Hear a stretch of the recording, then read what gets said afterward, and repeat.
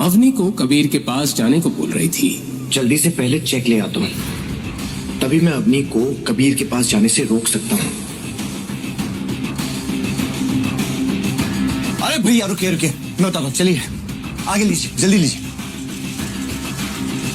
गौतम को देखते ही मुंशी जी की आंखों की कोर गीली हो चुकी थी। भैया रोको रोको रोको रोको।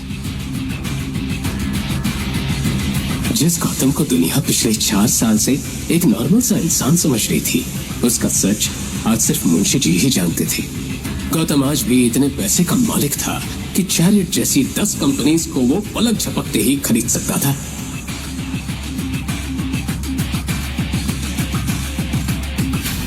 मुंशी जी, कंपनी खरीदने की फॉर्मेलिटीज हो गई? आपके फोन आते ही मैंने सारी फॉर्मेलिटीज पूरी कर दी, बस आपके साइन करने की देरी है।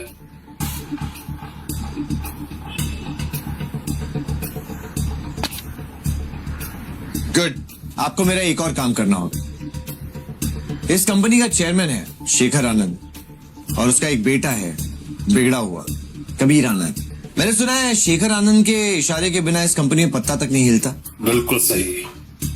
नाइस। तो मुझे लगता है शेखर आनंद ने काफी काम कर लिया है, अब उसे आराम की जरूरत है।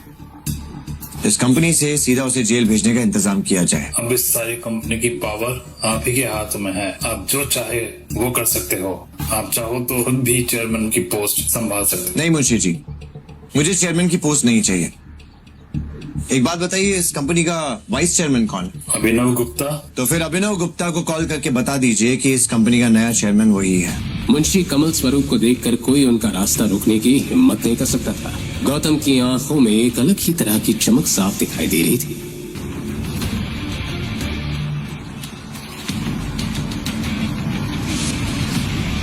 लेकिन वही दूसरी तरफ अवनी की टेंशन बढ़ती जा रही थी।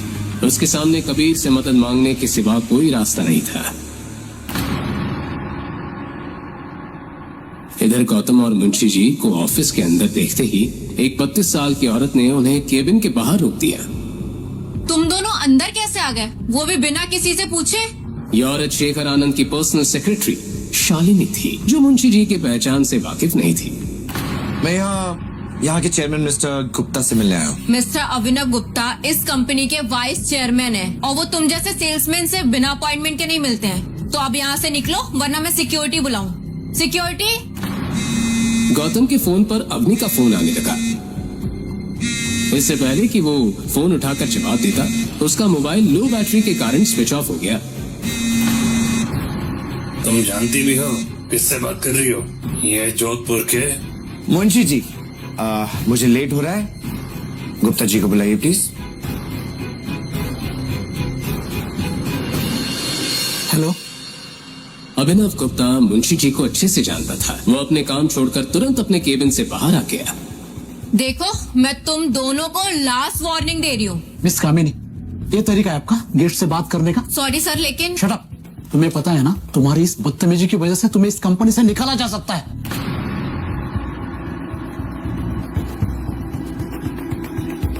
ऑफिस में शालिनी की इस तरह से बेइज्जती पहली बार हुई थी। उसने शेखर आनंद को फोन पर ये सारी बात बता दी। वहीं दूसरी तरफ गौतम मुंशी जी के साथ ऑफिस की फॉर्मेलिटी पूरी करने में लगा हुआ था। तभी उसकी नजर घड़ी पर चली गई। 4 बज चुके थे। अब उसके पास सिर्फ 2 घंटे रह गए थे। वो जैसे ही डॉक्यूमेंट साइन कर ऑफिस से बाहर जाने लगा, उसे बाहर एक आदमी दिखाई दिया जिसकी आंखों में गुस्सा भरा था। ये सब यहाँ क्या हो रहा है? पर अभिनव, तुम्हारी इतनी हिम्मत कि तुम अपने आप को चेयरमैन कराने लगे और शालिनी को फायर कर दिया। कमीने, तेरी हिम्मत कैसे हुई? बोल। मैंने मिस्टर अभिनव को ये पावर दी है और आज से वही इस कंपनी के चेयरमैन है। अच्छा, पर क्या मैं पूछ सकता हूँ कि आप कौन हो और इस कंपनी के अंदर जबरदस्ती कैसे घुसा है? मुंशी कमल स्वरूप। ये नाम सुनते ही शेखर आनंद के पैरों तले जमीन खिसक गई।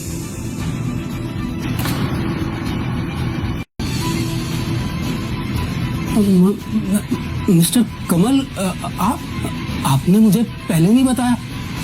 आप मुझे पहले इन्फॉर्म कर देते तो हाँ, एक काम करते हैं, आप मेरे केबिन में चलिए, वहां चल के बात करते हैं। हाँ? मिस्टर आनंद, बातचीत का वक्त निकल चुका है। इस कंपनी के आड़ में आप क्या काले धंधे चला रहे हैं हमें अच्छे से पता है।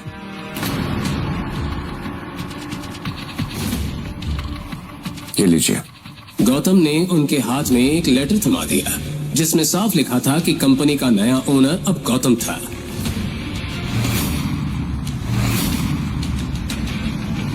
मुंशी जी, मिस्टर गुप्ता आपसे बात करनी है, आइए। वहीं केबिन के अंदर आते ही गौतम ने अपने घड़ी में टाइम देखा। वक्त निकलने के साथ ही उसके दिल में अवनी और उसकी फैमिली के लिए चिंता बढ़ती जा रही थी। मिस्टर अभिनव, आज से आप इस कंपनी के चेयरमैन हैं। इस कंपनी के सारे फैसले आप ही लेंगे। मैं पूरी ऑनेस्टी के साथ काम करूंगा सर, आपको शिकायत का मौका नहीं दूंगा। गुड। और शेखर आनंद और कबीर आनंद का सारे कच्चा चिट्ठा मुझे चाहिए। उन्होंने बहुत लड़कियों की जिंदगी बर्बाद की है।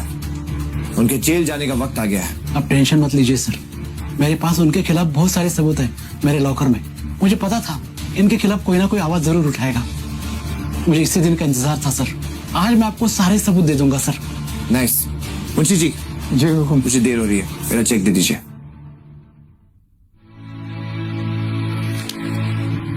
Thank you.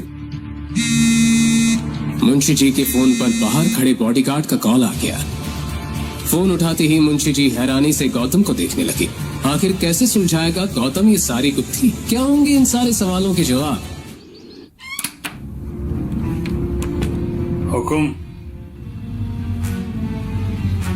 अवनी अभी अभी कबीर आनंद के कमरे में गई है।